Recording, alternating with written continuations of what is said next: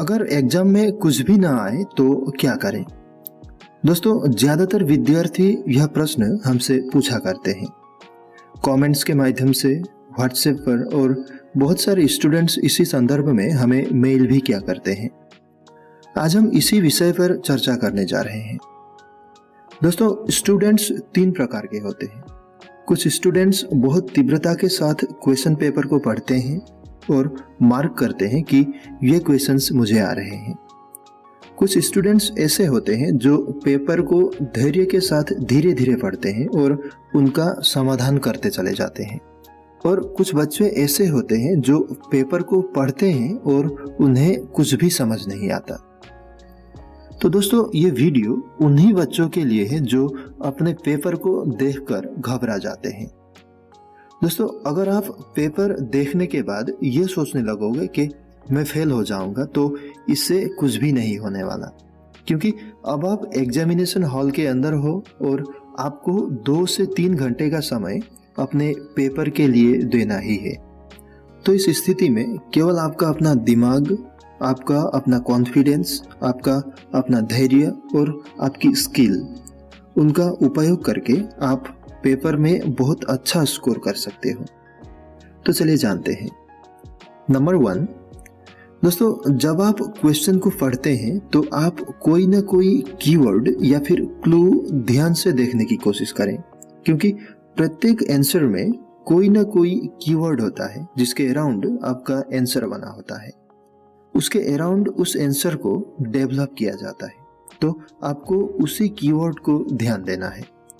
अगर आप उस कीवर्ड को पकड़ लेते हैं और उसके अराउंड अगर आप आंसर को लिखते हैं तो आपको बहुत अच्छा मार्क्स मिलने वाला है।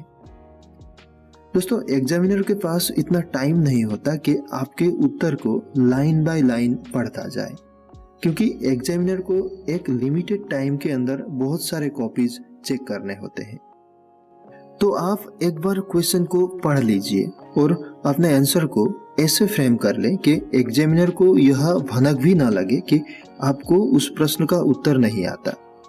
तो अगर आप इस काम को करने में सक्षम होंगे तो आपको बहुत अच्छा अंक प्राप्त होने वाला है। पॉइंट नंबर 2, जो कि बहुत ज़्यादा इम्पोर्टेंट है।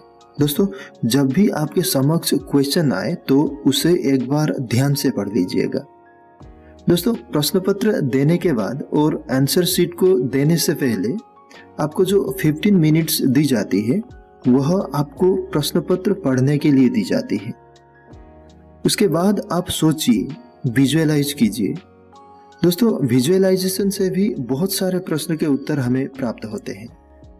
हम जब सिचुएशन को विजुअलाइज कर लेते हैं तो बहुत सारे प्रश्न के उत्तर हमारे दिमाग के अंदर रिकॉल होने लगते हैं। तीसरा काम जो आप कर सकते हैं, दोस्तों, जब भी आपको आपका क्वेश्चन पेपर मिले तो आप उन प्रश्नों को प्राथमिकता दीजिए जिन प्रश्न के उत्तर आपको अच्छी तरह से आते हैं, और जिन प्रश्नों के उत्तर आपको नहीं आते तो इस स्थिति में आप यह देखने की कोशिश करें कि उससे रिलेटेड टॉपिक क्या है। कई बार क्वेश्चन में ऐसे वर्ड दिए जाते हैं जिनके अराउंड हम अपने आंसर को कनेक्ट करके लिख सकते हैं, उससे रिलेटेड हम लिख सकते हैं। पर दोस्तों, क्वेश्चन को छोड़ने की गलती आप कभी भी ना करें, क्योंकि बोर्ड में गलत उत्तर के लिए कोई नेगेटिव मार्किंग नहीं होती। तो आप उन सभी प्रश्नों के उत्तर भी जरूर लिखें जिनके बारे में आपको थोड़ी बहुत भी आइडिया हो, क्योंकि इसके लिए आप कुछ भी नहीं खोएंगे। ऐसे प्रश्न को सबसे पहले ध्यान से पढ़ें और जरूरत हो तो एक बार फिर पढ़ें, और आप प्रश्न की शैली और उसकी मांग को समझने की कोशिश करें।